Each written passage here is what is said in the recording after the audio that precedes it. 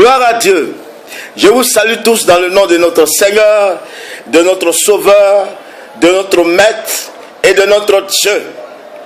Sois béni frère, sois béni sœur. Nous allons parler aujourd'hui de quelque chose qui se passe dans notre milieu, quelque chose dont il faut parler pour que ça change. Oui, cette chose n'est pas bonne du tout. Il s'agit des gens qui se croient avoir pouvoir de maudire le peuple de Dieu. Non. Lisons la parole de Dieu. Luc chapitre 9 à partir du verset 51. Lorsque le temps où il devait être enlevé du monde approcha, Jésus prit la résolution de se rendre à Jérusalem. Verset 52. Il envoya devant lui des messagers qui se mirent en route et entrèrent dans un bourg des Samaritains pour lui préparer un logement. Verset 53. Mais on ne le reçut pas parce qu'il se dirigeait sur Jérusalem. Verset 54. Les disciples Jacques et Jean, voyant cela, dirent: Seigneur, veux-tu que nous commandions que le feu descende du ciel et les consume? Jésus se tourna vers eux et les réprimanda, disant: Vous ne savez de quel esprit vous êtes animés. Verset 56. Car le Fils de l'homme est venu, non pour perdre les âmes des hommes, mais pour les sauver. Et ils allaient dans un autre bourg.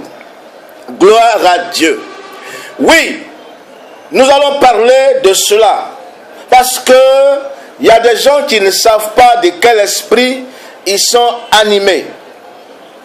Ici, le Seigneur, voulant aller à Jérusalem, a demandé à ses disciples de passer devant lui pour lui préparer son passage, afin que dans chaque lieu où il passe, il soit bien accueilli ou bien il soit logé. Les disciples Jacques et Jean sont allés dans un bourg de Jérusalem, des Samaritains, et là on ne les a pas bien reçus. Bien au contraire, ils ont dit non, on ne le reçoit pas, parce qu'il s'en va à Jérusalem, nous ne voulons pas le recevoir ici. Alors Jacques et Jean demandent au Seigneur la permission de commander au feu du ciel de descendre sur ces gens-là. Alors le Seigneur se tourne vers eux et leur dit: Vous ne savez de quel esprit vous êtes animés, car le Fils de l'homme est venu, non pas pour perdre les âmes des hommes, mais pour les sauver. Donc, écoutez, jusqu'à aujourd'hui, et même demain, le Fils de l'homme n'est pas venu pour perdre les âmes des hommes, mais c'est pour les sauver. Si vous n'avez pas compris cela, vous allez mal agir, vous allez mal vous comporter. Et en vous comportant mal, vous montrerez ainsi aux uns et aux autres que l'esprit qui vous anime n'est pas l'esprit de Dieu. Car regardez, le Seigneur, qu'est-ce qu'il dit à ses deux disciples? Vous ne savez de quel esprit vous êtes animés. Parce que en écoutant quelqu'un parler, en écoutant quelqu'un s'exprimer, on peut savoir de quel esprit il est animé. Nous avons l'exemple de Pierre dans Matthieu chapitre 16. Nous voyons que Pierre, lorsque le Seigneur a demandé: Qui dit-on que je suis, moi, le Fils de l'homme? Pierre a bien répondu en disant: Tu es le Christ, le Seigneur, le Fils du Dieu vivant. Alors, Jésus s'est tourné vers lui pour dire que ce que tu viens de dire t'a été révélé par le Père qui est dans les cieux, t'a été révélé par l'Esprit de Dieu. Mais dans le même passage de Matthieu 16, vers la fin, le même Pierre, lorsque le Seigneur a dit comme ça qu'il va se livrer pour l'humanité, le même Pierre le prend de côté pour lui dire: non, cela ne t'arrivera pas. Alors le Seigneur le regarde et lui dit: arrière de moi, Satan, car tes pensées ne sont pas les pensées de Dieu, mais sont les pensées des hommes. Donc Pierre, une fois, a été animé par l'Esprit de Dieu, et le même Pierre est animé par l'Esprit de Satan. Pour dire, à écouter un homme, on peut savoir de quel esprit il est animé. Alors vous autres, qui vous croyez dans le droit, ou bien qui croyez avoir autorité ou bien onction pour maudire le peuple de Dieu, de quel esprit êtes-vous animé? Car le Fils de l'homme, Jésus-Christ, n'est pas venu pour perdre les âmes des hommes, mais c'est pour les sauver. Mais regardez de près, pour vous autres. Vous maudissez pourquoi? Vous maudissez parce qu'il y a une contradiction. Vous avez dit quelque chose et les gens ne l'ont pas accepté, alors vous maudissez. Vous avez une divergence d'opinion avec des gens, vous maudissez. Quelqu'un qui priait avec vous ne vient plus prier avec vous, vous maudissez. Quelqu'un qui vous soutenait financièrement ne le fait plus, vous maudissez. Quelqu'un qui n'a pas la même vision des choses de Dieu, la même vision des choses de l'esprit avec vous, vous maudissez. Vous maudissez pourquoi? Vous êtes animé de quoi? De quel esprit êtes-vous animé? Mais vous avez des problèmes.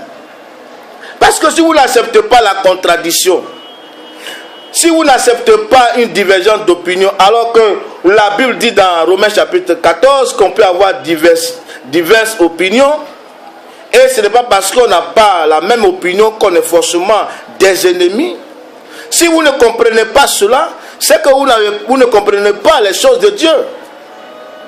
Vous maudissez parce qu'il y a contradiction. Écoutez, il y a des choses que nous connaissons en partie, nous ne connaissons pas tout. Donc il peut arriver qu'un frère, une soeur comprennent des choses que nous ne comprenons pas. Ils peuvent vouloir nous dire ces choses et parce que nous n'acceptons pas ça, nous maudissons. Mais nous n'agissons plus dans l'esprit de Dieu. Jésus est venu non pas pour perdre les âmes des hommes, mais pour les sauver. Regardez l'homme qu'on appelle Samson. Il a été loin de l'esprit de force. La force qu'il avait, il avait non pas contre le peuple de Dieu, mais contre les ennemis du peuple de Dieu. Contre les ennemis de Dieu.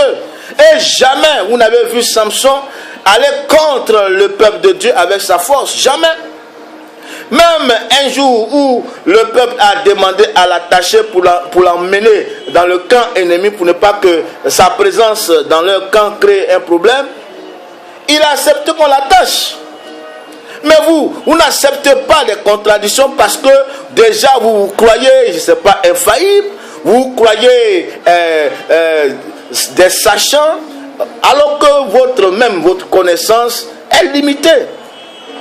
C'est vrai, vous pouvez mieux connaître ou bien plus connaître par rapport à quelqu'un, mais c'est par rapport à un homme, pas par rapport à Dieu. Donc quelqu'un peut avoir une autre connaissance qui va au-delà de ce que vous avez. Pour ça, vous allez maudire. Vous maudissez le peuple parce que vous n'avez pas la même opinion, parce que les gens n'agissent pas comme vous le voulez. Mais écoutez, ça ce n'est pas l'esprit de Dieu. Vous n'avez pas été guéri de votre passé. Vous n'avez pas été guéri de votre passé. Vous êtes encore charnel. Vous avez encore l'orgueil en vous. Soit l'orgueil, soit l'esprit, le complexe d'infériorité. Donc, lorsque quelqu'un vous contredit, lorsqu'il y a une contradiction, vous pensez qu'on vous rabaisse, on vous détruit. Non. Humiliez-vous et apprenez à respecter le peuple de Dieu. D'ailleurs, vos malédictions ne peuvent pas avoir d'effet. Vos malédictions, non, ne peuvent même pas avoir d'effet sur le peuple de Dieu. Et puis écoutez, Dieu que nous adorons, il n'est pas Satan. Parce que c'est Satan qui, lorsqu'on agit avec lui, il crée la peur. Vous voulez diriger le peuple de Dieu avec la peur. Mais Dieu n'est pas cela. Même quand Jésus est ressuscité, quand il a apparu à ses disciples, il a dit que la paix soit avec vous. Dieu il vient avec la paix et non avec la terreur. Vous voulez diriger, vous voulez des conducteurs. Mais en créant la peur, quelqu'un disait, un homme de Dieu doit créer un mystère autour de lui pour ne pas que n'importe quel enfant de Dieu s'approche de lui. Il faut qu'il crée une certaine peur. Mais non, ce n'est pas dans l'esprit de Dieu. Et c'est pourquoi vous maudissez. Parce que vous croyez que lorsqu'il y a une contradiction, on est en train de piétiner votre autorité, votre onction. Changez, soyez délivrés. D'ailleurs, vous maudissez. Mais cela n'aura pas d'effet. Vous êtes qui pour maudire, peuple de Dieu? Vous êtes vaincu. Nom de Jésus. Amen.